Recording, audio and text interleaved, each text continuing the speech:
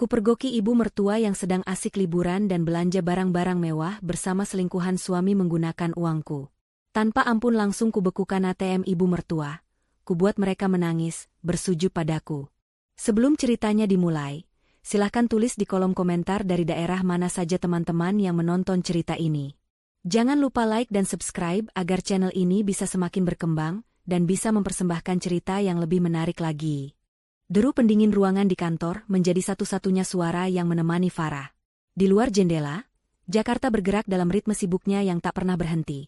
Namun di dalam ruangannya yang berdinding kaca di lantai 30, dunia seolah berhenti, tunduk pada kendalinya. Jari-jarinya menari lincah di atas papan ketik, mengirimkan email terakhir yang berisi instruksi final kepada timnya sebelum ia berangkat. Proyek pembangunan saya baru di salah satu mall paling prestisius di Bandung adalah tanggung jawabnya, sebuah mahakarya arsitektur dan bisnis yang akan menjadi portofolio terbesarnya sejauh ini. Selama 2 minggu ke depan, ia akan berada di garis depan, memastikan setiap detail berjalan sempurna. Farah adalah seorang manajer proyek yang cemerlang, reputasinya dibangun di atas fondasi kerja keras, ketegasan, dan visi yang tajam. Ia adalah wanita yang tahu apa yang ia inginkan dan tahu bagaimana cara mendapatkannya. Setelah memastikan semua pekerjaan beres, ia mematikan komputernya. Hening. Dalam keheningan itu, pikirannya beralih dari denah bangunan dan jadwal konstruksi ke rumah. Ke Adit, suaminya. Ke Ibu Harni, mertuanya.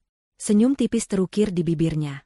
Semua kerja keras ini, semua pencapaian ini, terasa lebih bermakna karena ada mereka.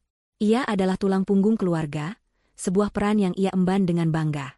Ia memastikan Adit memiliki mobil terbaru untuk menunjang pekerjaannya di perusahaan milik keluarga Farah, dan memastikan Ibu Harni hidup dalam kemewahan yang selalu diimpikannya, menikmati hari tua di sebuah rumah sewaan yang megah di kawasan elit, lengkap dengan uang bulanan yang lebih dari cukup untuk membiayai gaya hidup sosialitanya. Sesampainya di rumah, Adit menyambutnya dengan pelukan hangat dan senyum menawan yang pertama kali membuatnya jatuh cinta. Semua sudah siap. Sayang, aku akan sangat merindukanmu, bisik Adit, membantunya membawa koper ke mobil. Farah membalas pelukan itu, menghirup aroma parfum suaminya yang familiar. Di permukaan, mereka adalah pasangan yang sempurna. Farah yang sukses dan Adit yang mendukung. Namun terkadang, dalam momen-momen hening, Farah merasa ada sesuatu yang kurang. Dukungan Adit seringkali terasa pasif. Kehadirannya lebih sebagai penerima manfaat daripada mitra yang setara. Tapi Farah selalu menepis pikiran itu, menganggapnya hanya sebagai efek dari kelelahannya. Sebelum berangkat ke bandara, mereka singgah di rumah Ibu Harni. Wanita parubaya itu menyambutnya dengan pelukan yang lebih erat dari biasanya, matanya berkaca-kaca. Hati-hati di jalannya, Nak Farah. Jangan terlalu lelah bekerja. Ibu selalu mendoakanmu, ucapnya dengan nada tulus yang dibuat-buat. Adit beruntung sekali punya istri sepertimu. Teman-teman arisan ibu sampai iri, mereka bilang ibu punya menantu paling hebat sedunia. Pujian itu meluncur dengan begitu lancar, seperti sebuah naskah yang sudah dihafal. Farah hanya tersenyum dan mengangguk, menyerahkan sebuah amplop tebal berisi uang tambahan untuk sang mertua. Ini untuk jajan ibu selama Farah di Bandung. Ibu Harni menerimanya dengan senyum merekah. Matanya berbinar melihat ketebalan amplop itu. Ia tidak pernah bertanya tentang proyek Farah, tentang tantangan yang dihadapinya. Perhatiannya selalu tertuju pada hasil, pada kemewahan yang bisa ia nikmati dari kerja keras menantunya. Perjalanan menuju Bandung terasa lancar. Di dalam pesawat, Farah mencoba memejamkan mata, namun pikirannya terus berputar pada presentasi penting yang harus ia sampaikan besok pagi. Ia adalah seorang profesional, dan ketika pekerjaan memanggil, ia memberikan 100% fokusnya. Setibanya di Hotel Bintang 5 yang telah dipesan perusahaan, ia disambut dengan kemewahan yang setara dengan standar hidupnya. Kamar suite dengan pemandangan kelap-kelip lampu kota Bandung terhampar di hadapannya. Ia meletakkan kopernya, melepaskan blazer, dan merasakan beban di pundaknya sedikit terangkat. Ia mengirim pesan singkat pada Adit, mengabarkan bahwa ia sudah sampai dengan selamat. Balasannya datang beberapa menit kemudian, syukurlah. Selamat istirahat, cintaku. Aku sudah kangen. Pesan itu singkat, namun cukup untuk membuatnya tersenyum. Setelah mandi air hangat dan berganti pakaian yang lebih nyaman, Farah duduk di meja kerja yang menghadap jendela. Ia membuka laptopnya, berniat untuk memeriksa kembali materi presentasinya sekali lagi sebelum tidur. Namun, matanya tertumbuk pada notifikasi email baru di ponselnya yang tergeletak di samping laptop. Bukan email kantor. Pengirimnya adalah sebuah maskapai penerbangan ternama. Judulnya, Konfirmasi pemesanan dan etiket Anda. Farah mengerutkan dahi. Ia tidak memesan tiket apapun lagi. Mungkin ini email promosi atau kesalahan sistem. Didorong rasa penasaran, ia membuka email itu. Jantungnya seolah berhenti berdetak selama beberapa detik. Ini bukan email promosi. Ini adalah sebuah bukti transaksi yang sah. Pembelian 2 tiket pesawat kelas bisnis dari Jakarta ke Bandung untuk penerbangan pagi tadi. Di bawah detail penerbangan, tertera konfirmasi pemesanan kamar tipe suite di sebuah hotel mewah lainnya, tak jauh dari tempatnya menginap, untuk 2 orang selama 5 hari. Farah menelusuri email itu dengan napas tertahan, mencari nama penumpang. Matanya terpaku pada 2 nama yang tercetak tebal di sana. Nama pemesan utama, Harni. Nama tamu kedua, Adit. Dan di bagian paling bawah, di detail pembayaran, tertera 4 digit terakhir nomor kartu kredit dan nama pemilik kartu, Farah Anindita. Itu adalah kartu kredit tambahan yang ia berikan pada mertuanya untuk keperluan darurat. Dunia Farah yang tadinya kokoh dan teratur, tiba-tiba terasa bergetar hebat. Udara di dalam kamar suite yang mewah itu mendadak terasa dingin dan menyesakan. Keheningan malam dipecah oleh detak jantung Farah yang bergemuruh di telinganya. Ia membaca ulang email itu, sekali, 2 kali, 5 kali. Setiap kata, setiap angka, setiap detail terasa seperti sayatan belati yang menusuk langsung ke dalam kepercayaannya. Adit dan Ibu Harni. Di Bandung. Di hotel mewah. Menggunakan uangnya, pikiran-pikiran liar mulai berkecamuk di kepalanya. Mungkinkah ini kejutan? Mungkin mereka ingin menemaninya selama dinas? Tapi mengapa mereka harus berbohong? Mengapa Adit mengatakan ia di rumah? Mengapa mereka tidak memberitahunya? Logika Farah yang biasanya tajam kini berjuang melawan gelombang emosi yang membingungkan. Ada secercah harapan kecil yang berbisik bahwa semua ini hanyalah kesalahpahaman besar. Ia meraih ponselnya dengan tangan sedikit gemetar. Ia harus memastikan. Ia harus mendengar suara suaminya. Jari-jarinya menekan nomor Adit, nomor yang begitu ia hafal di luar kepala. Nada sambung berbunyi beberapa kali sebelum akhirnya panggilan itu diangkat. Halo, sayang, kok belum tidur? Suara Adit terdengar sedikit serak, seperti orang yang baru bangun tidur. Suara itu terdengar begitu normal, begitu meyakinkan, hingga sejenak Farah kembali meragukan apa yang baru saja ia baca. Ia berusaha menjaga suaranya agar tetap tenang, menyembunyikan badai yang berkecamuk di dalam dadanya. Belum, masih memeriksa beberapa dokumen. Aku hanya ingin dengar suaramu, jawab Farah, memilih kata-katanya dengan hati-hati. Kamu sedang apa di rumah? Terdengar suara gemerisik di seberang sana, seolah Adit sedang membenarkan posisi tidurnya. Tidak melakukan apa-apa. Hanya nonton film saja, tapi ketiduran di sofa. Rumah sepi sekali tanpamu. Kebohongan itu meluncur begitu mulus, begitu tanpa celah. Farah merasakan perutnya mual. Ia melanjutkan sandiwaranya, mendorong lebih jauh. Oh ya, Ibu Harni bagaimana? Apa beliau jadi menginap di rumah saudaranya? Iya, jadi. Tadi sore aku yang mengantarnya. Katanya ada acara keluarga besar besok, jadi lebih baik menginap di sana. Jawab Adit lagi, tanpa jeda, tanpa keraguan sedikitpun. Setiap kata yang keluar dari mulut suaminya adalah paku yang ditancapkan ke peti mati pernikahan mereka. Farah menarik napas dalam-dalam, berusaha mengendalikan suaranya yang mulai bergetar. Baiklah kalau begitu. Aku hanya ingin memastikan semua baik-baik saja. Aku tutup teleponnya ya, mau istirahat. Oke, cintaku. Mimpi indah. Aku mencintaimu, tutup Adit. Kalimat terakhir itu terasa seperti racun yang membakar telinga Farah. Ia mematikan panggilan tanpa menjawab. Ponsel itu terasa berat di tangannya. Suara Adit yang tenang dan penuh dusta itu lebih menyakitkan daripada bukti apapun. Masih belum puas, Farah mencoba menghubungi nomor Ibu Harni. Panggilan itu tidak diangkat. Hanya berdering beberapa kali sebelum terputus. Beberapa detik kemudian, sebuah pesan singkat masuk dari mertuanya.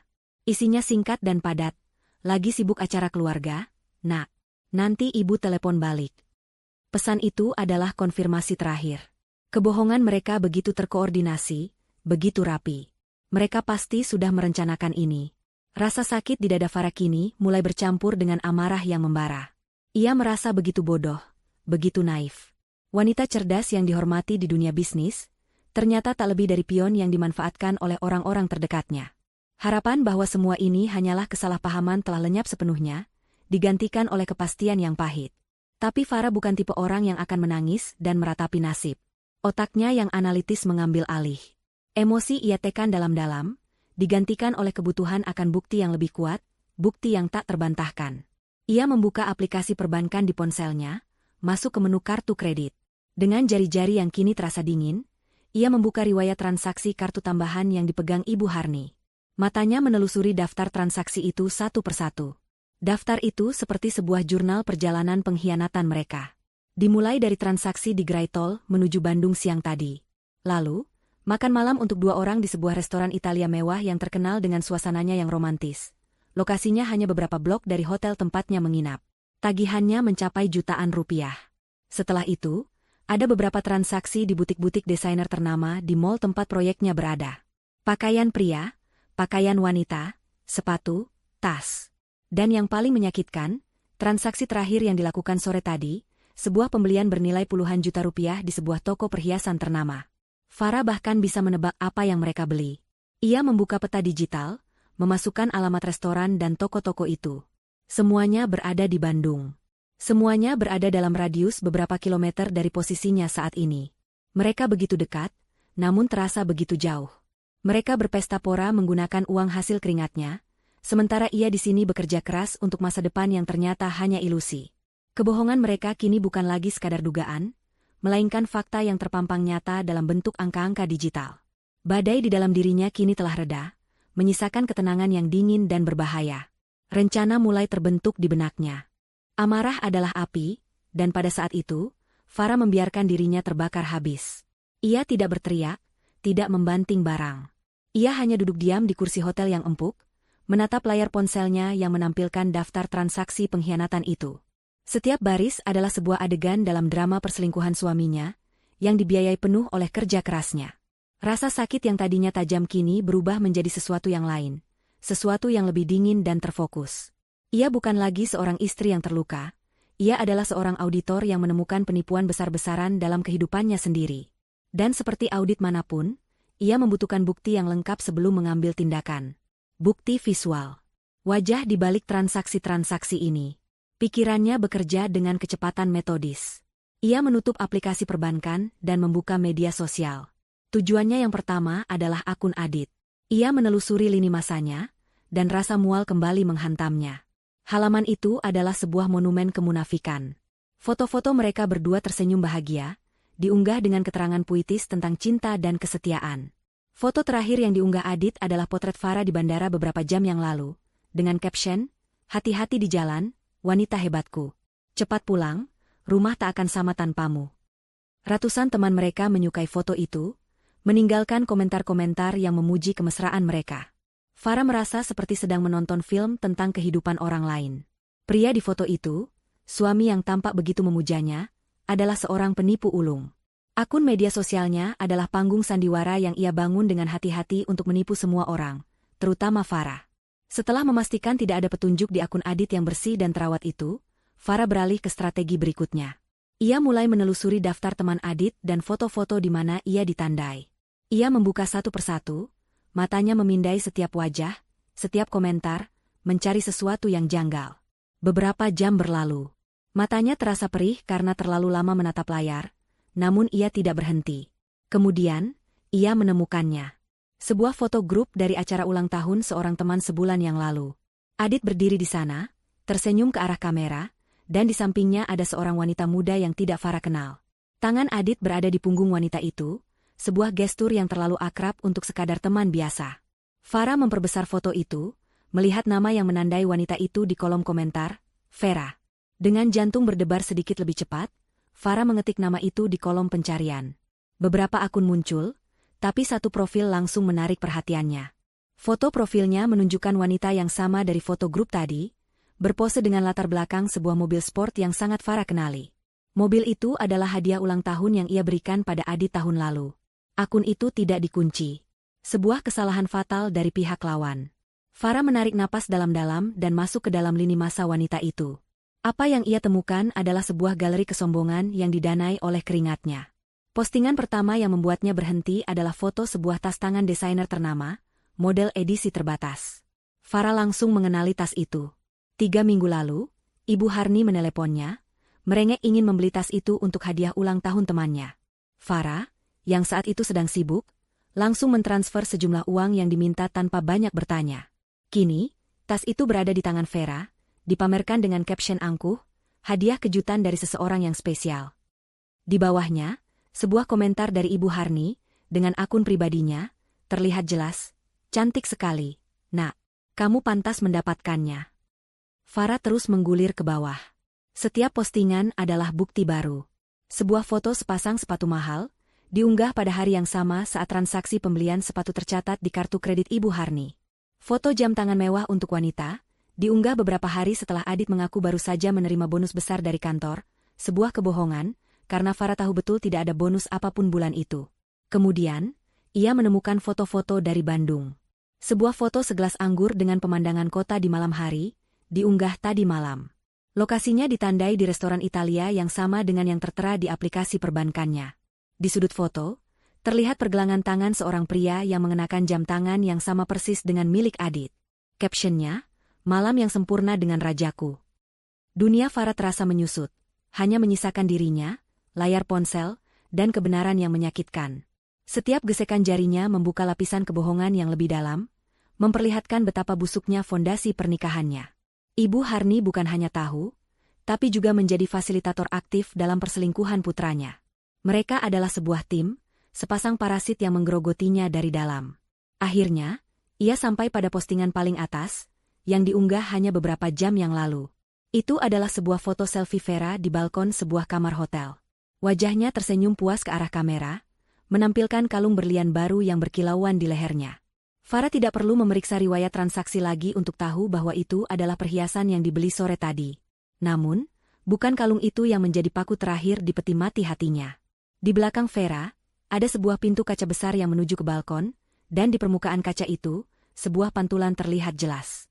Siluet seorang pria, berdiri membelakangi kamera, sedang membuka sebotol anggur. Postur tubuhnya, potongan rambutnya, kemeja yang ia kenakan, semuanya adalah milik Adit. Farah memperbesar gambar itu, jarinya gemetar hebat. Tidak ada keraguan sedikit pun. Itu adalah suaminya. Caption di bawah foto itu terasa seperti sebuah ejekan terakhir yang brutal. Dunia serasa milik kita berdua. Terima kasih, sayang. Bukti yang ia cari kini ada di depan matanya, tak terbantahkan dan menghancurkan. Ponsel itu terlepas dari genggamannya, jatuh ke karpet tebal tanpa suara. Tapi di dalam kepala Farah, suara dunianya yang pecah berantakan terdengar begitu memekakan. Tidak ada air mata. Rasa sakit yang membakar beberapa saat yang lalu telah mengkristal menjadi sesuatu yang padat, dingin, dan tajam. Farah menatap kosong ke dinding di hadapannya, foto pengkhianatan itu terpatri di benaknya. Dalam keheningan kamar hotel yang mewah itu, seorang istri yang patah hati telah mati, dan dari abunya, bangkitlah seorang eksekutor yang penuh perhitungan.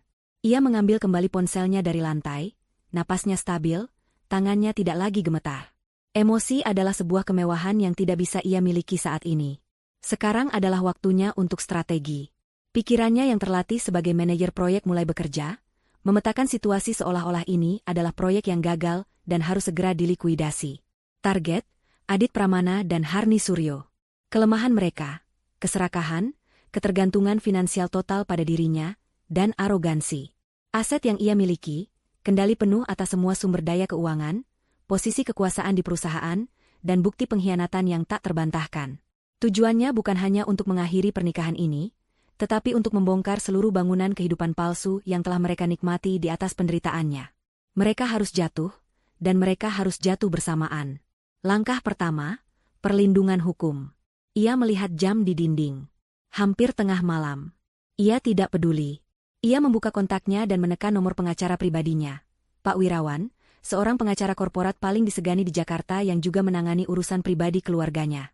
Malam, Pak Wira. Maaf mengganggu. Sapa Farah saat panggilan itu diangkat, suaranya terdengar tenang dan datar, seolah sedang membahas kontrak bisnis. Saya butuh Anda menyiapkan surat gugatan cerai sesegera mungkin. Besok pagi harus sudah ada di meja Anda. Pak Wirawan, yang terbiasa dengan panggilan darurat dari klien-klien pentingnya, langsung mengubah nada bicaranya menjadi serius. Tentu, Bu Farah. Apa dasar gugatannya? Perselingkuhan, jawab Farah singkat. Saya punya bukti digital yang absolut dan tak terbantahkan. Saya ingin prosesnya berjalan cepat. Saya tidak mau mediasi. Saya mau pembagian harta yang paling menguntungkan bagi saya. Adit tidak boleh mendapatkan apapun. Paham? Sangat paham, Bu. Saya akan segera menugaskan tim saya untuk menyiapkannya. Kirimkan semua buktinya pada saya, jawab Pak Wirawan, mengenali nada suara kliennya yang tidak ingin dibantah. Bagus. Buktinya akan Anda terima dalam 1 jam ke depan, kata Farah, lalu menutup telepon. Satu masalah selesai. Langkah kedua, memutus aliran dana. Ia tidak akan membekukan kartu mereka sekarang. Itu akan memberitahu mereka bahwa ia sudah tahu. Tidak. Waktu adalah segalanya. Ia harus memilih momen yang paling tepat. Momen yang akan memberikan dampak paling memalukan. Namun, ia perlu memastikan senjatanya siap ditembakkan kapan saja. Ia menelepon layanan perbankan prioritas 24 jam miliknya. Selamat malam, saya Farah Anindita, sapanya pada petugas di seberang sana. Saya ingin mengkonfirmasi beberapa prosedur keamanan. Untuk kartu kredit tambahan atas nama Harni, apakah saya bisa meminta pemblokiran instan melalui telepon dengan otorisasi suara dan PIN saya? Petugas itu mengkonfirmasi bahwa hal itu bisa dilakukan dan efeknya akan terjadi dalam hitungan detik. Sempurna, kata Farah. Selanjutnya, untuk transfer bulanan otomatis ke rekening atas nama yang sama, bisakah saya membatalkannya secara permanen melalui panggilan yang sama? Sekali lagi, jawabannya adalah ya. Farah tersenyum tipis. Amunisinya sudah terisi dan siap. Langkah ketiga, pekerjaan Adit. Ini adalah bagian yang paling ia nikmati. Adit menjabat sebagai manajer pemasaran di salah satu anak perusahaan milik keluarga Farah.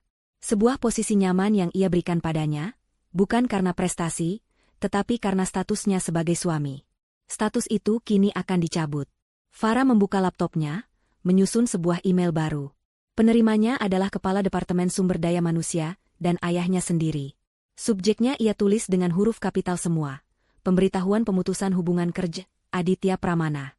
Isi emailnya singkat, profesional, dan kejam.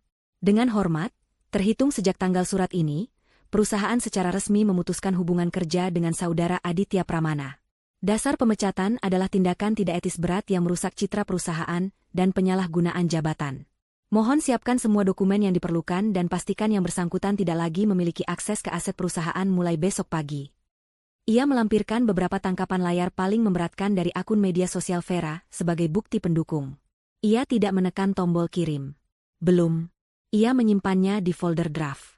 Setelah ketiga pilar rencana balas dendamnya siap, Farah bangkit dari kursinya dan berjalan ke jendela. Ia menatap hamparan lampu kota Bandung. Matanya tanpa sengaja tertuju pada sebuah bangunan besar yang bersinar paling terang di kejauhan. Mall tempat proyeknya berada. Mall tempat Adit dan Vera menghabiskan uangnya dengan tawa bahagia sore tadi. Ia lalu melirik jadwal kerjanya untuk besok yang tergeletak di meja. Pukul 10 pagi, inspeksi lapangan di lokasi proyek. Sebuah ide yang dingin dan cemerlang mulai terbentuk di benaknya. Ia tahu kebiasaan mertuanya. Ia tahu keserakahan Vera. Setelah seharian berbelanja, mereka pasti akan kembali lagi besok untuk lebih banyak lagi. Mereka pasti akan kembali ke surga belanja itu. Dan ia, secara kebetulan, akan berada di sana. Bukan sebagai istri yang tersakiti, tapi sebagai pemilik panggung tempat drama kehancuran mereka akan dipertontonkan.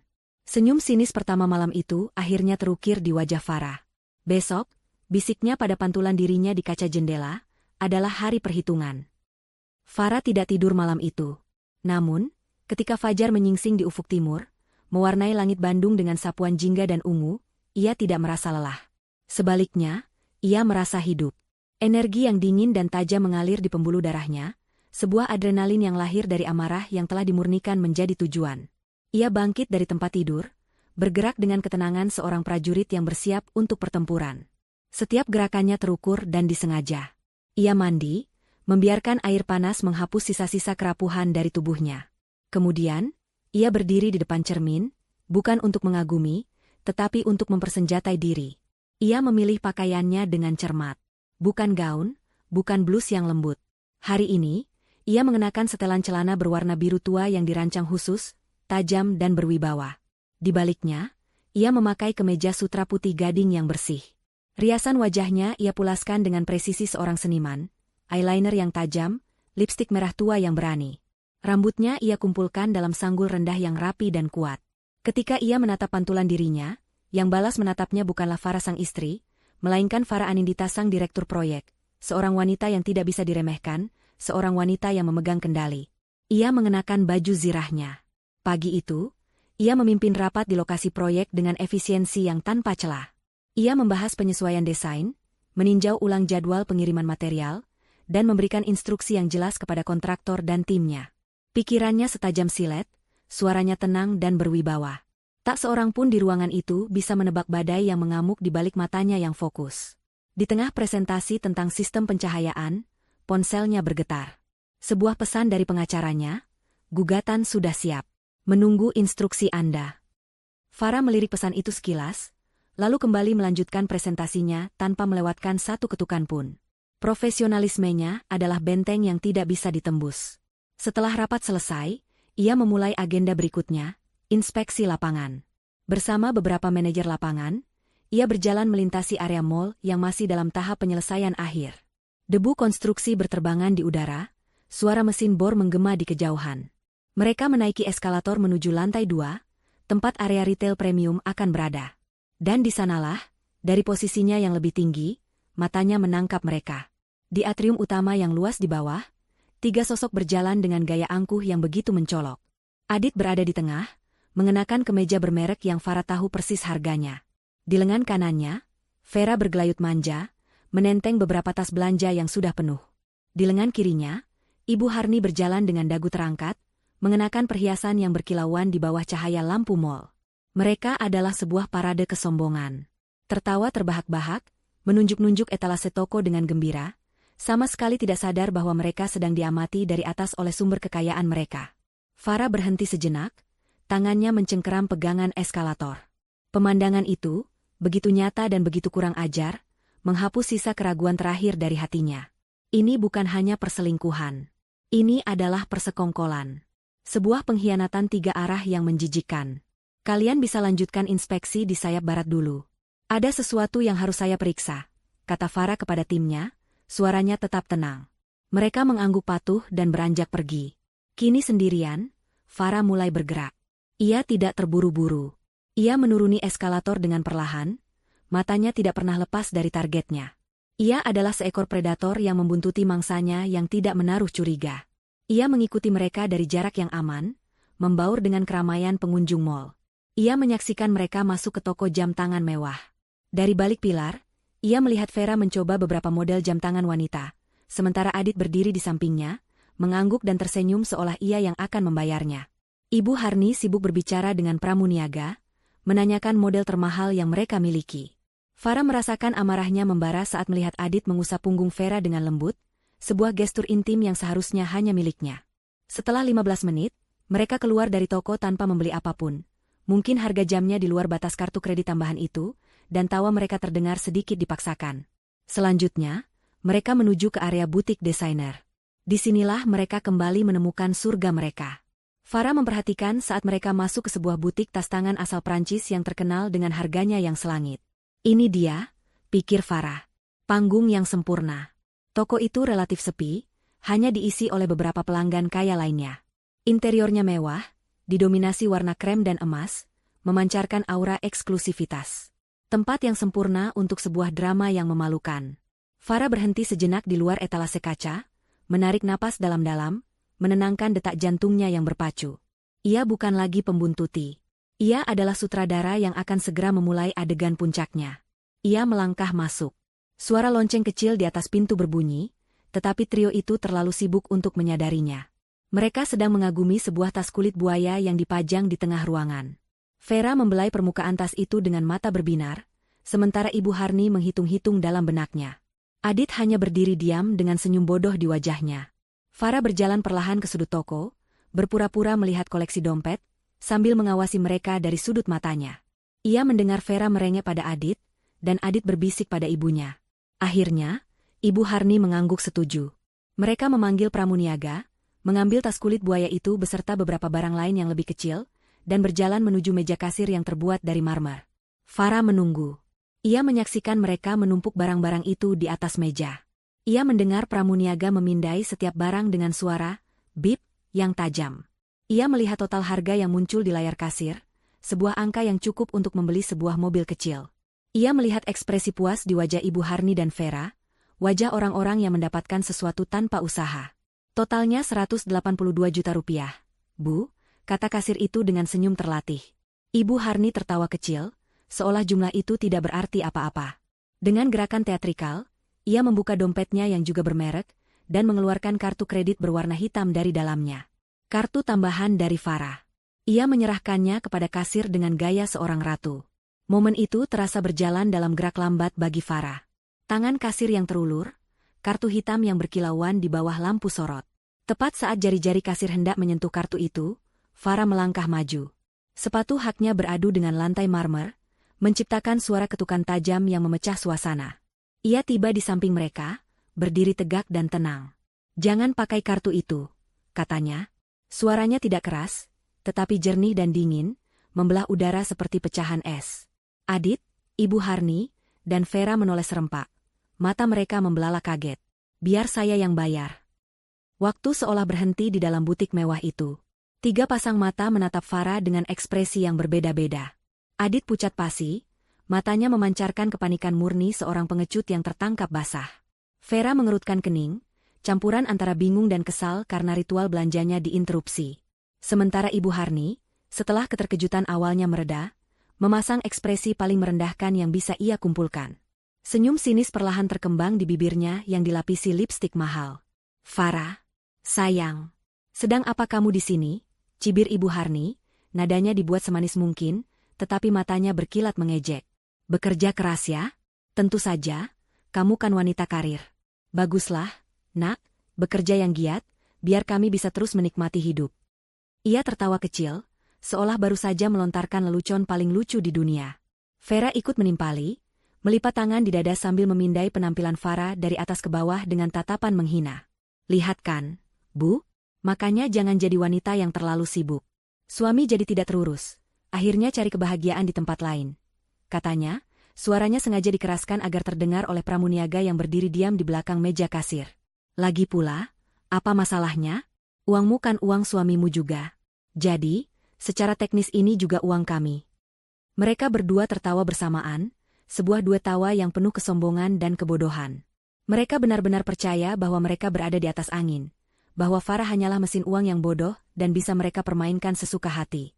Adit, yang berdiri di antara mereka, hanya bisa menelan ludah, tidak mampu mengucapkan sepatah kata pun. Ia melirik Farah dengan tatapan memohon, berharap istrinya tidak akan membuat keributan. Farah tidak menanggapi hinaan mereka. Ia tidak berdebat. Ia hanya tersenyum. Sebuah senyum yang tenang, dingin, dan sama sekali tidak mencapai matanya yang menatap tajam.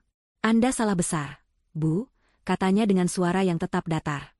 "Uang saya adalah uang saya. Dan waktu bermain kalian sudah selesai." Tanpa memedulikan mereka lagi, Farah mengeluarkan ponselnya. Dengan gerakan yang tenang dan disengaja, ia menekan panggilan cepat ke nomor manajer bank prioritasnya dan mengaktifkan mode pengeras suara. Seluruh butik yang hening itu kini bisa mendengar nada sambung yang berbunyi.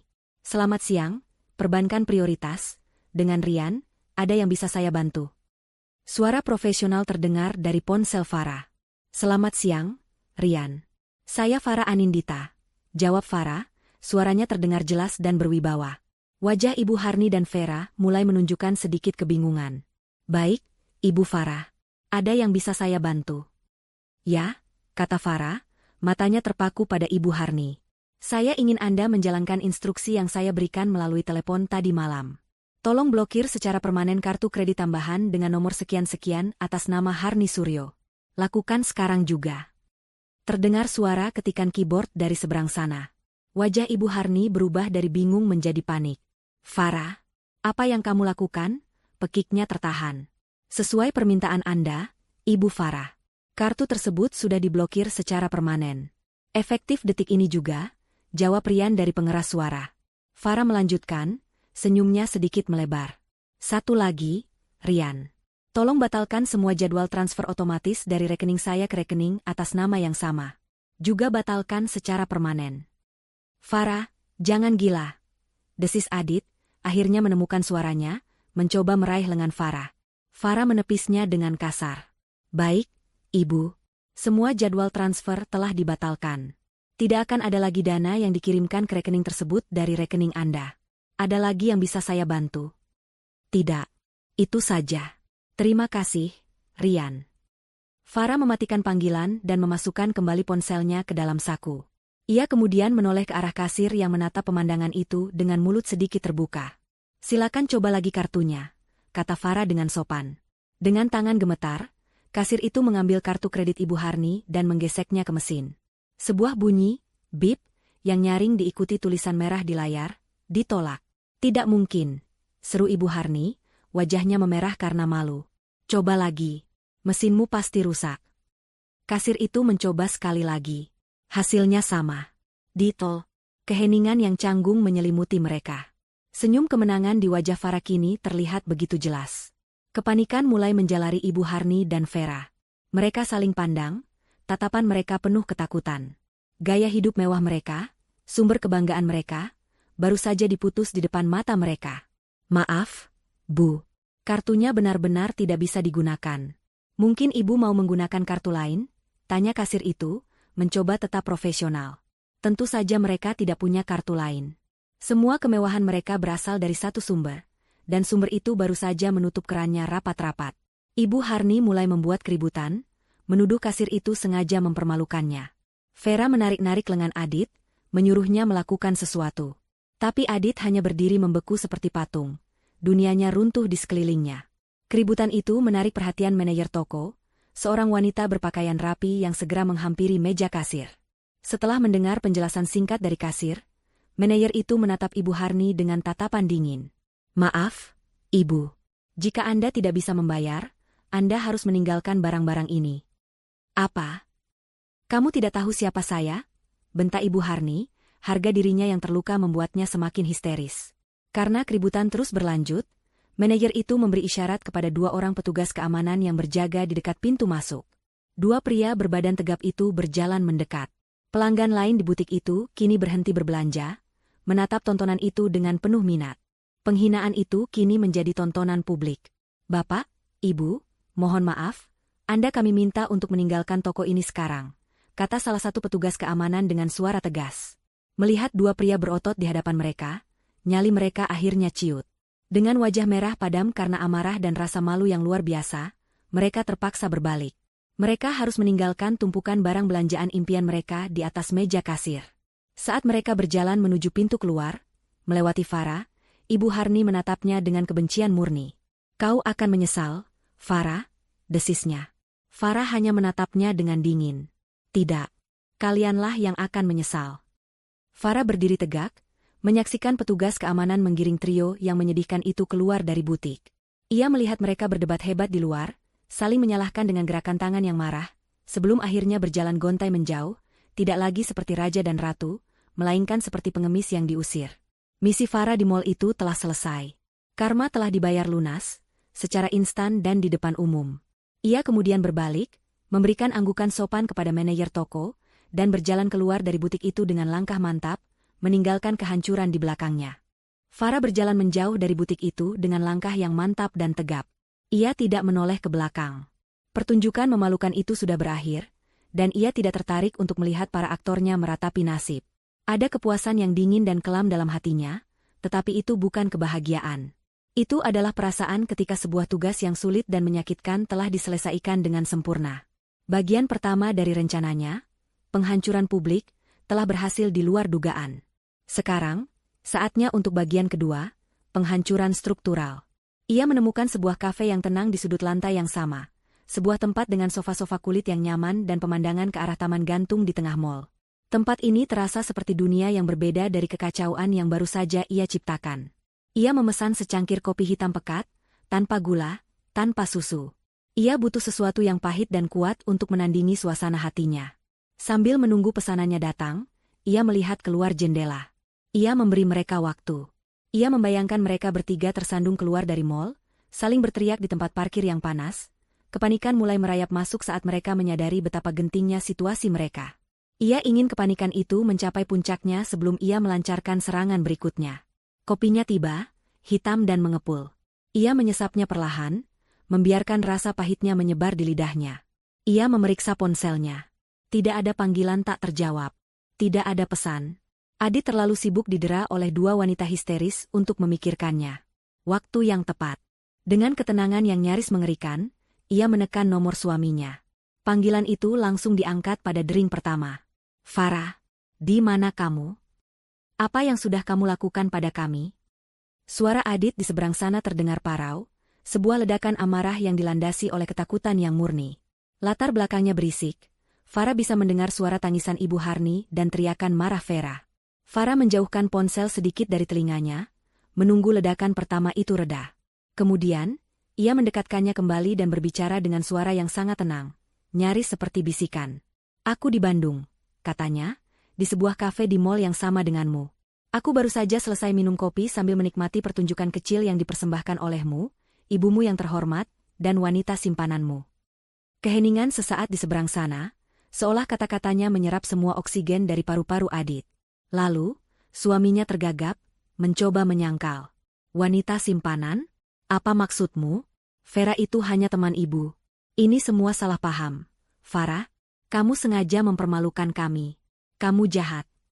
Farah tertawa kecil, suara tawa yang kering dan tanpa kegembiraan. Salah paham? Adit, jangan anggap aku sebodoh itu. Aku sudah melihat semuanya.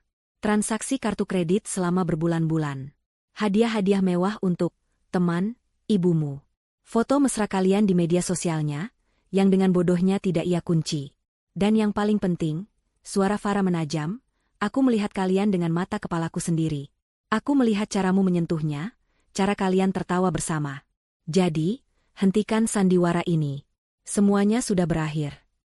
Tidak, sayang, tidak. Aku bisa jelaskan. Adit mulai memohon, nadanya berubah dari marah menjadi putus asa. Aku hilaf. Ibu yang mengenalkanku padanya. Aku hanya kesepian karena kamu terlalu sibuk bekerja. Tapi aku mencintaimu, Farah. Sungguh, hanya kamu. Cinta? Potong Farah, suaranya kini sedingin es. Jangan gunakan kata itu. Kamu tidak tahu artinya. Kamu tidak mencintaiku, Adit. Kamu mencintai kenyamanan yang kuberikan. Kamu mencintai mobilmu, jabatanmu, rumah mewah ibumu. Kamu mencintai uangku. Dan keran uang itu, Farah berhenti sejenak, memberikan penekanan pada setiap kata, sudah kututup. Secara permanen. Isak tangis Adit mulai terdengar. Tangisan seorang anak laki-laki yang mainannya dirampas, bukan tangisan seorang suami yang menyesal. Tolong, Farah jangan lakukan ini. Aku minta maaf. Aku akan melakukan apa saja. Pikirkan pernikahan kita, semua yang sudah kita lalui. Aku sudah memikirkannya, jawab Farah. Dan yang kulihat hanyalah kebohongan. Pernikahan kita sudah selesai, Adit. Anggap saja ini pemberitahuan resminya. Pengacaraku akan menghubungimu besok pagi dengan surat gugatan cerai. Jangan repot-repot mencoba pulang ke rumah kita. Karena besok pagi kuncinya akan diganti dan semua akses masuk atas namamu akan dicabut. Barang-barangmu akan kukemas dalam kardus dan kukirim kemanapun kamu mau. Setiap kalimat yang diucapkan Farah adalah sebuah vonis mati bagi kehidupan Adit. Ia terus meracau di telepon, memohon, berjanji akan berubah, menyalahkan ibunya, menyalahkan Vera, menyalahkan siapapun kecuali dirinya sendiri. Farah mendengarkannya dengan sabar, membiarkannya mengeluarkan semua keputusasaannya. Ia ingin Adit tahu bahwa tidak ada jalan kembali. Ketika racauan Adit mulai melemah menjadi isak tangis yang tak jelas, Farah tahu inilah saatnya untuk pukulan terakhir. Pukulan yang akan menghancurkan pilar terakhir dari identitas suaminya. Oh, dan satu hal lagi, kata Farah, nadanya berubah menjadi formal dan dingin, seolah sedang berbicara dengan bawahan yang tidak kompeten. Mengingat perilakumu yang sangat tidak profesional dan memalukan, yang berpotensi merusak citra perusahaan, maka jangan repot-repot datang ke kantor besok. Apa maksudmu? Bisik Adit, suaranya nyaris tak terdengar. Anggap saja ini pemberitahuan pemecatanmu, kata Farah, mengucapkan setiap kata dengan jelas. Kau dipecat. Sebelum Adit bisa merespons, sebelum ia bahkan bisa menarik napas, Farah mematikan panggilan itu. Ia tidak memberinya kesempatan untuk memohon atau mengumpat. Selesai. Dengan jari yang mantap, ia memblokir nomor Adit. Kemudian ia melakukan hal yang sama pada nomor Ibu Harni. Dunia mereka, akses mereka padanya, telah terputus selamanya. Farah meletakkan ponselnya di meja, menghabiskan sisa kopinya dalam satu tegukan. Rasa pahitnya terasa pas. Pertempuran telah dimenangkan. Ia bangkit, meninggalkan beberapa lembar uang di meja, dan berjalan keluar dari kafe itu tanpa menoleh ke belakang, menuju masa depan barunya yang bebas. Adit menatap layar ponselnya yang kini senyap, kata, panggilan berakhir, tertera di sana dengan kejam. Suara dengung samar dari saluran yang mati terasa lebih keras daripada teriakan ibunya yang kini menarik-narik lengan bajunya. Apa katanya? Adit, apa kata wanita jahat itu? Pekik Ibu Harni, wajahnya basah oleh air mata dan riasan yang luntur. Di sampingnya, Vera menatapnya dengan tatapan tajam seekor pemangsa. Apa maksudnya dipecat? Jauh, D. Adit masih membeku. Kata-kata terakhir Farah, kau dipecat, terus terngiang di kepalanya seperti gema di sebuah jurang yang dalam. Itu adalah vonis yang meruntuhkan segalanya. Tanpa pekerjaan itu, ia bukan siapa-siapa. Ia tidak punya apa-apa. Kepanikan yang dingin dan basah menjalari tulang punggungnya. Ia menatap kedua wanita di hadapannya, yang selama ini menjadi lambang kemenangannya, dan untuk pertama kalinya ia melihat mereka apa adanya. Dua beban yang kini harus ia pikul tanpa sarana apapun. Aliansi mereka yang dibangun di atas keserakahan dan uang Farah, hancur berkeping-keping di tempat parkir yang panas dan berdebu itu. Pertengkaran hebat pun pecah. Ibu Harni menyalahkan Vera, menyebutnya wanita penggoda murahan yang telah menghancurkan kehidupan putranya. Vera balas berteriak, menyalahkan Ibu Harni sebagai biang keladi yang serakah dan Adit sebagai pria lemah yang tidak berguna. Adit, yang terjepit di tengah, hanya bisa berteriak frustrasi, menyuruh mereka berdua diam. Mereka kini adalah 3 orang asing yang terdampar, disatukan hanya oleh kehancuran bersama. Kenyataan pahit pertama menghantam mereka saat mereka mencoba kembali ke hotel. Kartu akses kamar mereka tidak berfungsi. Dengan sisa-sisa harga diri, Adit mencoba berdebat dengan resepsionis, yang dengan tenang menjelaskan bahwa kartu kredit yang digunakan untuk jaminan pemesanan telah dibekukan oleh pemiliknya, dan pihak hotel meminta pelunasan segera secara tunai. Tentu saja mereka tidak punya uang tunai sebanyak itu. Setelah adu mulut yang memalukan di lobi, di mana mereka menjadi tontonan tamu lain, mereka diizinkan mengambil barang-barang mereka di bawah pengawasan petugas keamanan, seperti sekelompok kriminal. Mereka terjebak di Bandung. Putus asa, Ibu Harni terpaksa menjual salah satu gelang emas pemberian Farah, ironisnya, di sebuah toko gadai dengan harga yang sangat murah. Uang itu hanya cukup untuk membeli 3 tiket kereta kelas ekonomi untuk kembali ke Jakarta. Perjalanan kereta yang penuh sesak dan panas itu terasa seperti siksaan. Tidak ada percakapan, hanya keheningan yang tebal dan saling tatap penuh kebencian. Kemewahan yang mereka nikmati 24 jam yang lalu kini terasa seperti mimpi yang jauh. Setibanya di Jakarta larut malam, penderitaan mereka berlanjut. Mereka langsung menuju rumah mewah yang ditempati Ibu Harni, berharap bisa beristirahat di sana. Namun, harapan mereka pupus saat menemukan sebuah surat resmi dari agen properti tertempel di pintu. Surat itu menyatakan bahwa pemilik properti, Farah Anindita, telah meminta pemutusan kontrak sewa lebih awal dan mereka diberi waktu 3 hari untuk mengosongkan rumah. Gembok baru yang berkilauan di gagang pintu menjadi penegas bahwa mereka kini benar-benar tunawisma. Malam itu mereka habiskan di sebuah motel kecil yang pengap dan bau rokok. Satu-satunya tempat yang bisa mereka bayar dengan sisa uang hasil gadai. Keesokan harinya, didorong oleh sisa harapan yang bodoh, Adit mengabaikan peringatan Farah dan pergi ke kantornya. Ia berharap bisa berbicara dengan seseorang, mungkin ayah Farah, untuk memohon kesempatan kedua. Namun, harapannya hancur berkeping-keping di lobi gedung. Kartu aksesnya tidak berfungsi. 2 orang petugas keamanan yang tegap menghalanginya di pintu putar. Tak lama kemudian, kepala HRD yang selalu bersikap ramah padanya, turun menemuinya dengan wajah dingin tanpa ekspresi. Wanita itu tidak mengajaknya bicara, hanya menyerahkan sebuah kotak kardus berisi barang-barang pribadinya dan sebuah amplop coklat. Ini surat pemecatan resmi Anda, Pak Adit. Anda diminta untuk tidak lagi memasuki area perusahaan, katanya dengan nada final. Kolega-kolega yang lalu lalang menatapnya dengan campuran kasihan dan cemooh. Penghinaan itu terasa lebih menyakitkan daripada tamparan di wajah.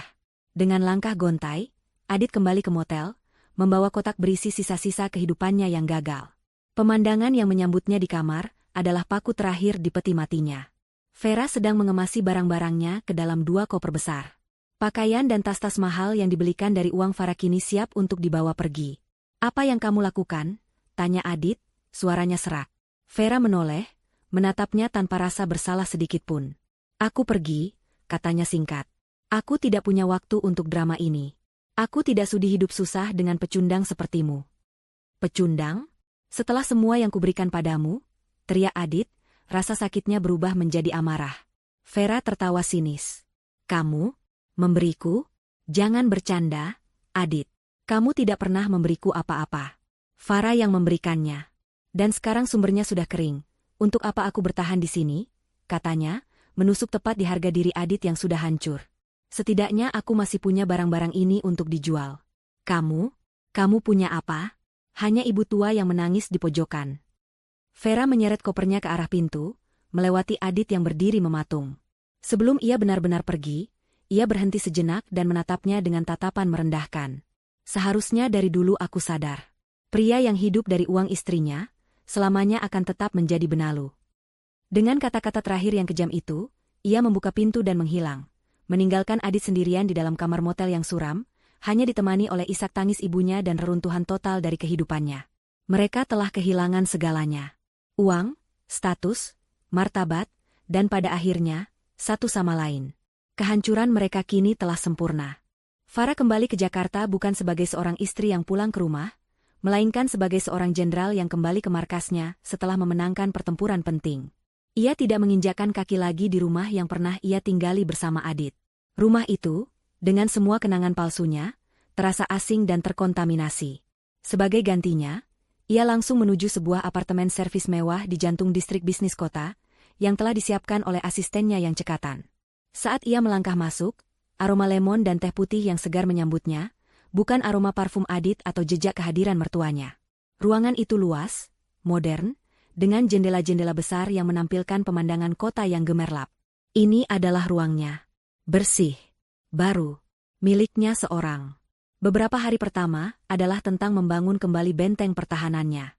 Proses hukum berjalan dengan kecepatan kilat, didorong oleh efisiensi tanpa ampun dari tim pengacara Pak Wirawan. Bukti-bukti digital, tangkapan layar, riwayat transaksi, rekaman pengakuan Adit yang panik di telepon, disusun menjadi sebuah berkas gugatan yang tebal dan tak terbantahkan. Adit, yang kini tidak memiliki sumber daya, terpaksa menggunakan jasa pengacara pro bono yang tanpa kewalahan. Upaya pertama dari pihak Adit untuk menuntut sebagian harta Gonogini ditolak mentah-mentah oleh tim Farah. Dalam sebuah pertemuan, Farah menatap dingin pengacara Adit dan berkata, "Suami saya tidak memberikan kontribusi finansial apapun selama pernikahan kami. Posisinya di perusahaan adalah hadiah dari saya. Rumah yang ditinggali ibunya disewa atas nama saya. Mobil yang ia kendarai dibeli oleh saya. Gaya hidup mereka sepenuhnya dibiayai oleh saya. Dia tidak membangun apapun. Dia tidak berkontribusi apapun.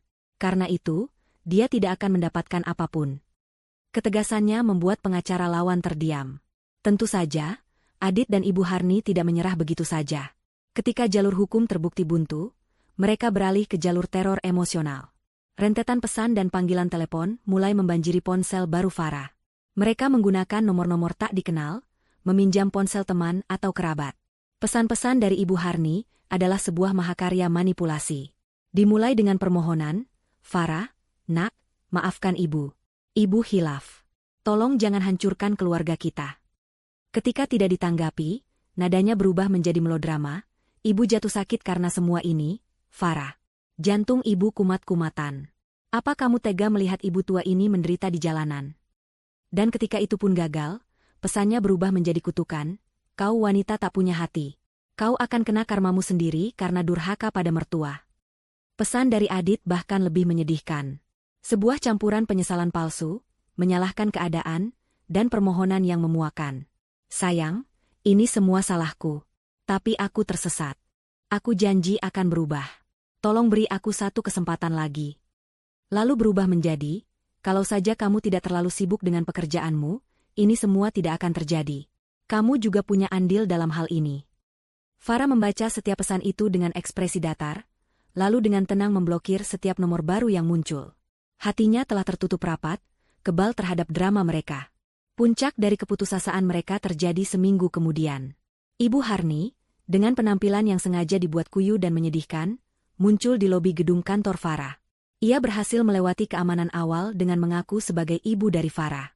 Namun, aksinya di lobi menjadi sebuah tontonan yang tidak akan dilupakan oleh para karyawan di sana. Ia menangis meraung-raung, berteriak-teriak menyebut nama Farah, menuduhnya sebagai anak menantu durhaka yang menelantarkan suami dan mertuanya. Ia bahkan mencoba untuk bersimpu di lantai, memohon belas kasihan dari siapapun yang mau mendengarkan. Aksinya itu dirancang untuk mempermalukan Farah di lingkungan profesionalnya. Namun, itu menjadi bumerang yang fatal. Perusahaan Farah adalah lingkungan korporat papan atas, di mana profesionalisme adalah segalanya. Para karyawan dan petugas keamanan yang terlatih melihatnya bukan sebagai korban yang menyedihkan, tetapi sebagai individu yang tidak stabil dan mengganggu ketertiban. Kepala keamanan segera menghubungi Farah di ruangannya. Ada seorang wanita bernama Harni membuat keributan di lobi, Bu. Mengaku sebagai ibu mertua Anda. Farah menarik napas dalam-dalam. Terima kasih informasinya, jawabnya dengan suara yang sangat tenang. Tolong tangani sesuai prosedur. Usir dia dari gedung secara baik-baik, tapi tegas. Jika dia menolak atau melakukan perlawanan, jangan ragu untuk menghubungi pihak berwajib. Perintah itu dijalankan dengan efisien. Ibu Harni, yang mengira akan mendapatkan simpati, justru dihadapkan pada dua orang petugas keamanan yang dengan sopan namun tegas memintanya pergi. Ketika ia menolak, mereka dengan sigap memegang lengannya dan menggiringnya keluar gedung, diiringi tatapan puluhan pasang mata. Insiden itu, alih-alih merusak reputasi Farah, justru semakin mengukuhkannya sebagai seorang pemimpin yang tetap tenang dan tegas di bawah tekanan krisis pribadi yang luar biasa. Setelah gagal dengan teror emosional dan konfrontasi publik, Adit dan Ibu Harni melancarkan serangan terakhir mereka yang paling licik. Mereka mulai menyebarkan fitnah. Melalui akun-akun media sosial palsu dan dengan membisikannya ke beberapa kenalan yang suka bergosip, mereka membangun sebuah narasi palsu. Dalam cerita versi mereka, Adit adalah suami setia yang malang, dan Ibu Harni adalah mertua yang baik hati. Farah digambarkan sebagai istri yang dingin, gila kerja, dan kejam, yang tiba-tiba tanpa alasan menceraikan suaminya dan mengusir mertuanya yang sudah tua dan sakit-sakitan. Mereka berharap cerita itu menyebar dan merusak nama baik Farah. Suatu sore, Pak Wirawan mengirimkan beberapa tangkapan layar dari fitnah yang beredar itu kepada Farah. Mereka mencoba memainkan kartu sebagai korban, tulis pengacara itu. Farah menatap foto profil palsu dan komentar-komentar penuh kebohongan itu di layar komputernya. Ia tidak merasakan amarah. Ia tidak merasakan sakit hati. Yang ia rasakan hanyalah rasa kasihan yang dingin terhadap keputusasaan mereka. Ia lalu menatap deretan piala penghargaan di rak kantornya, kemudian ke arah rencana proyek barunya yang terbentang di meja. Mereka mencoba menyerangnya dengan gosip murahan. Mereka lupa bahwa ia membangun kerajaannya di atas fondasi prestasi dan fakta, bukan opini. Dan ia tahu persis bagaimana menggunakan fakta untuk menghancurkan kebohongan terakhir mereka. Serangan fitnah yang dilancarkan Adit dan Ibu Harni, yang mereka harapkan akan menjadi senjata pamungkas, justru menjadi peluru yang menembus kaki mereka sendiri.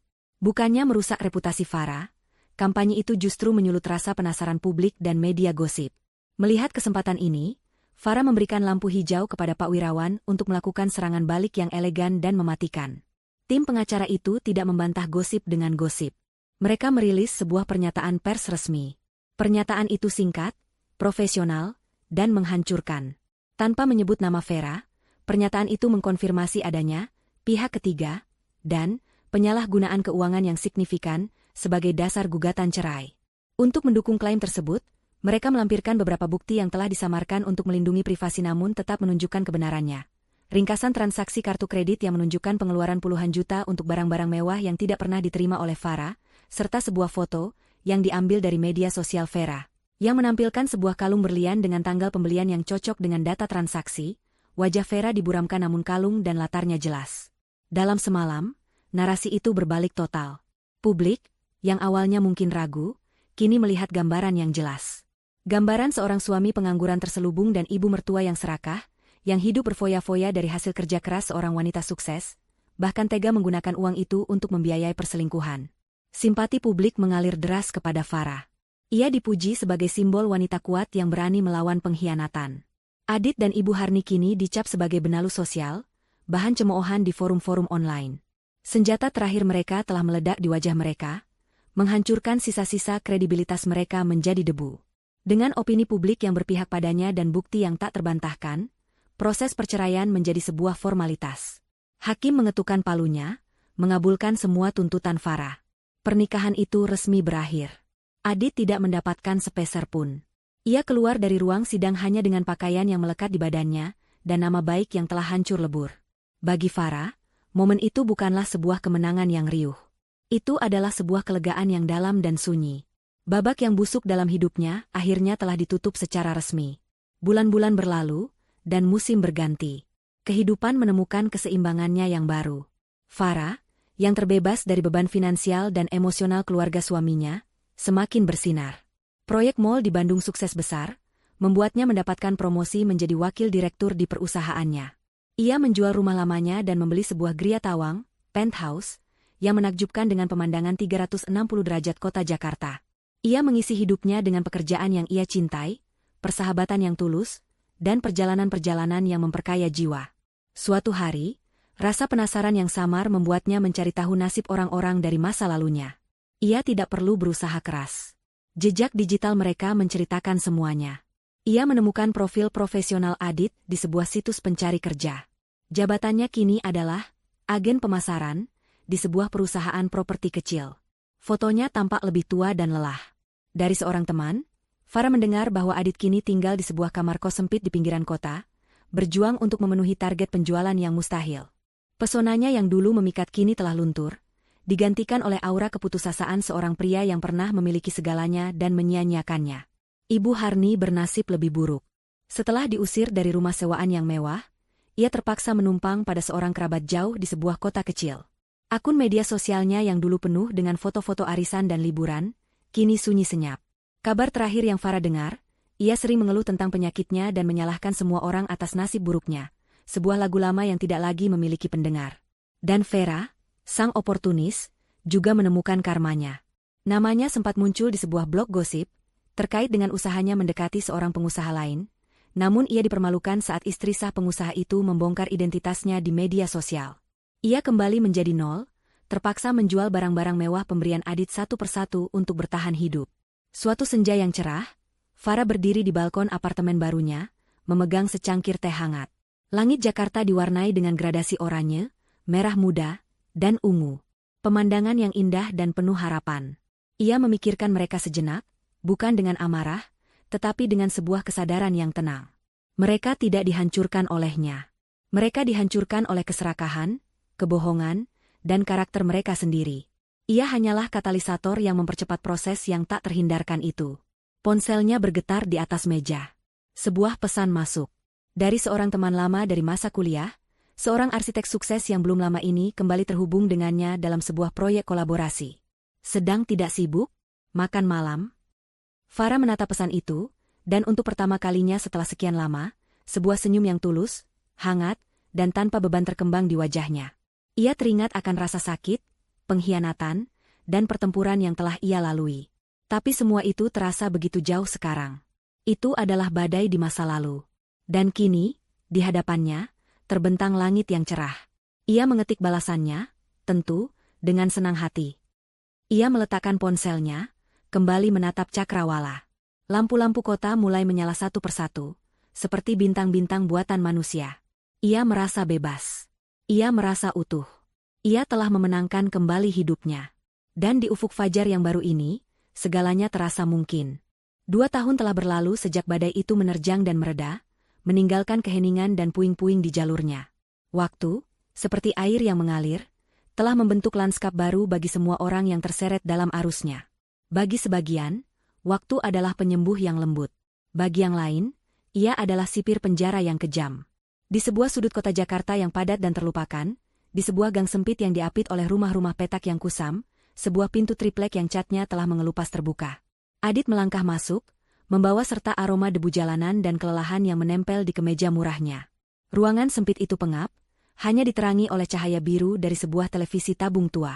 Di atas sofa usang yang kainnya sudah robek di beberapa bagian, Ibu Harni duduk membungkuk. Matanya terpaku pada layar yang menayangkan sebuah sinetron dengan intrik-intrik murahan. "Sudah pulang?" tanya Ibu Harni tanpa menoleh. Suaranya serak, diwarnai oleh kepahitan yang telah menjadi nada dasarnya selama 2 tahun terakhir. "Seperti yang Ibu lihat," jawab Adit singkat, melempar tas selempangnya ke kursi. Ia membuka kulkas kecil yang berisik di sudut ruangan, hanya menemukan beberapa botol air dan sisa sayur yang mulai layu. Tidak ada yang bisa dimakan lagi. Tadi siang Bu Mirna datang menagih uang sewa. "Ibu bilang bayarnya besok," kata Ibu Harni, matanya masih terpaku pada televisi. "Gajimu sudah turun, kan?" Adit membanting pintu kulkas dengan keras, membuat kaleng-kaleng di dalamnya bergemeletup. "Uang dari mana lagi, Bu?" "Gaji bulan ini sudah habis untuk bayar utang ke warung dan untuk obat Ibu," bentaknya, frustrasinya yang terpendam sepanjang hari akhirnya meledak. "Ibu pikir aku ini mesin cetak uang?" Ibu Harni akhirnya menoleh, matanya yang dulu angkuh kini kuyu dan penuh kebencian. Kalau saja kamu tidak sebodoh itu dulu, kita tidak akan hidup seperti ini. Kalau saja kamu bisa menjaga istrimu, kalau saja kamu tidak bermain api dengan si ular Vera itu. Amarah Adit tersulut. Aku? Ibu yang menyalahkanku? Siapa yang mengenalkanku pada Vera? Siapa yang terus-menerus memanas-manasiku untuk meminta lebih banyak dari Farah? Siapa yang ikut menikmati semua barang-barang itu? Itu ibu, teriaknya, menunjuk ibunya dengan jari gemetar. Ini semua salah ibu. Keserakahan ibu yang menghancurkan kita. Pertengkaran seperti ini telah menjadi ritual malam mereka, sebuah tarian kebencian di mana mereka saling melemparkan kesalahan atas nasib buruk mereka. Mereka terperangkap dalam lingkaran setan penyesalan dan tuduhan, tidak mampu bergerak maju karena terlalu sibuk melihat ke belakang. Di atas meja kecil di samping televisi, tergeletak sebuah majalah bisnis bekas. Sampulnya menampilkan wajah seorang wanita yang tersenyum penuh wibawa, berdiri di depan sebuah maket bangunan yang megah. Judulnya terpampang jelas, Farah Anindita, Membangun Masa Depan Indonesia. Ibu Harni sering memandangi foto itu selama berjam-jam. Matanya dipenuhi campuran antara kerinduan akan kemewahan yang hilang dan kebencian yang membara untuk wanita yang telah merebut semuanya. Adit, di sisi lain, seringkali secara diam-diam membuka profil profesional Farah di internet melalui ponsel bututnya. Setiap pencapaian baru Farah, setiap proyek baru yang diumumkan, terasa seperti tamparan di wajahnya. Sebuah pengingat abadi akan dunia yang pernah berada dalam genggamannya dan kini berada jauh di luar jangkauan. Malam itu, seperti malam-malam lainnya, pertengkaran mereka mereda menjadi keheningan yang berat dan penuh dendam. Adit memakan sebungkus mie instan sambil berdiri di dapur sempit, sementara ibunya kembali tenggelam dalam drama di televisi. Mereka adalah dua jiwa yang terdampar di sebuah pulau terpencil ciptaan mereka sendiri, selamanya dihantui oleh gema dari kehidupan yang telah mereka hancurkan. Di belahan lain kota, di sebuah kafe kelas atas yang ramai, Vera mengaduk latenya dengan gerakan gelisah. Penampilannya masih terawat, namun ada sesuatu yang berbeda. Gaun yang ia kenakan adalah tiruan yang bagus, tas tangannya juga. Kilau di matanya yang dulu penuh percaya diri kini, telah digantikan oleh sorotan mata seekor pemburu yang waspada dan sedikit putus asa. Skandal 2 tahun lalu telah memberinya pelajaran pahit. Namanya, meski tidak menjadi berita utama nasional, cukup terkenal di kalangan tertentu, kalangan yang menjadi target utamanya. Ia telah dicap sebagai benalu, parasit, sebuah reputasi beracun yang membuatnya sulit untuk melancarkan aksinya. Matanya memindai ruangan, mencari target. Ia melihat seorang pria parubaya yang tampak mapan, duduk sendirian di sudut. Mengumpulkan sisa-sisa keberaniannya, ia bangkit dan berjalan menghampiri meja pria itu dengan senyum yang telah ia latih ribuan kali. "Permisi, apa kursi ini kosong?" Pria itu mendongak, hendak menjawab, ketika seorang wanita elegan datang dan berdiri di sampingnya. Wanita itu menatap Vera dari atas ke bawah, sebuah kilat pengenalan muncul di matanya. "Tunggu sebentar," kata wanita itu, suaranya dingin dan tajam. "Saya seperti mengenalmu. Kamu Vera, kan? Yang dulu ceritanya sempat ramai di blog gosip itu. Yang menipu suami temanku. Si benalu." Kata benalu diucapkan dengan pelan, namun bagi Vera, kata itu terdengar seperti ledakan granat. Wajahnya memucat, senyumnya membeku. Pria di meja itu menatapnya dengan ekspresi jijik, lalu segera menggandeng wanita di sampingnya. "Ayo kita pergi, sayang. Tiba-tiba aku merasa mual di sini." Mereka beranjak pergi, meninggalkan Vera yang berdiri mematung di tengah kafe. Beberapa orang di meja terdekat yang mendengar percakapan itu, kini menatapnya dengan tatapan ingin tahu dan mencemooh. Rasa malu yang panas membakar wajahnya. Dengan gerakan kaku, ia kembali ke mejanya, meraih tasnya, dan bergegas keluar dari kafe, tidak berani menatap siapapun. Ia kini adalah hantu, dipaksa untuk menghantui pinggiran dunia yang sangat ingin ia masuki, selamanya dicap oleh dosa masa lalunya. Kehidupan yang ia dambakan, yang pernah ia cicipi sekejap, kini menjadi fata morgana yang mengejeknya dari kejauhan. Sementara itu, di sebuah ballroom hotel bintang 5 yang bermandikan cahaya kristal, suasana penuh dengan tepuk tangan dan decak kagum. Malam itu adalah malam penganugerahan penghargaan paling bergengsi di industri arsitektur dan konstruksi. Farah Anindita berdiri di atas panggung, anggun dalam balutan gaun malam berwarna zamrud, memegang sebuah piala kristal di tangannya. Ia baru saja memenangkan penghargaan, proyek paling visioner tahun ini, untuk sebuah kompleks ruang publik ramah lingkungan yang ia pimpin pembangunannya dari awal hingga akhir. Ia melangkah ke podium, dan keheningan hormat menyelimuti ruangan. "Terima kasih," sapanya, Suaranya jernih dan penuh percaya diri. Malam ini, kita merayakan bangunan. Struktur yang terbuat dari baja dan kaca. Tapi apa yang benar-benar kita bangun? Kita membangun tempat orang bekerja, tempat orang bermain, tempat keluarga menciptakan kenangan. Yang paling penting, kita membangun fondasi. Fondasi yang kuat tidak hanya penting dalam konstruksi, tapi juga dalam kehidupan. Fondasi yang dibangun di atas kejujuran, integritas, dan kerja keras adalah satu-satunya fondasi yang akan bertahan dari badai apapun. Pidatonya singkat, tetapi pesannya yang dalam disambut dengan tepuk tangan yang meriah. Saat ia turun dari panggung, seorang pria tampan dengan setelan jas yang rapi menyambutnya dengan senyum hangat. Dia adalah Reza, arsitek brilian yang menjadi mitranya dalam proyek yang baru saja memenangkan penghargaan itu, dan juga telah menjadi mitra dalam hidupnya selama setahun terakhir. Pidato yang luar biasa, Fier, bisik Reza, matanya memancarkan kebanggaan. Kamu tidak hanya membangun gedung, kamu membangun harapan. Farah tersenyum, sebuah senyum yang tulus dari lubuk hatinya. Aku hanya berusaha membangun hal-hal yang kupercayai, Reza. Baik dalam pekerjaan, maupun dalam kehidupan. Hubungan mereka adalah antitesis dari pernikahannya yang dulu. Ini adalah kemitraan dua orang yang setara, dibangun di atas fondasi saling menghormati, kekaguman intelektual, dan kasih sayang yang tulus. Malam itu, dalam perjalanan pulang, mobil mereka melaju di jalanan utama kota. Di sebuah persimpangan, mobil berhenti. Di hadapan mereka, sebuah papan reklame digital raksasa menampilkan iklan terbaru dari perusahaan Farah, memamerkan sebuah gedung pencakar langit ikonik yang baru saja mereka selesaikan. Di bagian bawah, terpampang nama-nama kunci dari proyek itu, dan nama Farah tertulis paling atas. Untuk sesaat, sebuah pikiran melintas di benaknya. Di suatu tempat di kota yang sama, Adit mungkin sedang berjuang menjual apartemen murah. Di sudut lain, Ibu Harni mungkin sedang mengeluhkan nasibnya. Dan di tempat lain, Vera mungkin sedang merencanakan tipu daya berikutnya. Namun, tidak ada lagi rasa marah atau benci dalam hatinya. Yang ada hanyalah sebuah kesadaran yang tenang. Mereka adalah bagian dari masa lalunya, sebuah babak yang menyakitkan namun perlu, yang telah membentuknya menjadi wanita yang lebih kuat dan lebih bijaksana. Mereka adalah gema di ujung jalan yang telah ia tinggalkan jauh di belakang. Reza, yang merasakan perubahan suasana hatinya, dengan lembut meraih tangannya. Genggamannya terasa hangat dan nyata. Farah menoleh padanya, senyumnya kembali terkembang. Ia menatap keluar jendela, ke arah lampu-lampu kota yang berkelip seperti jutaan janji. Badai telah lama berlalu. Langit di hadapannya kini bersih dan tak terbatas. Ia telah merancang dan membangun kembali kehidupannya dari reruntuhan, dan hasilnya jauh lebih megah dari apapun yang pernah ia bayangkan. Fajar barunya telah tiba, dan hari masih panjang.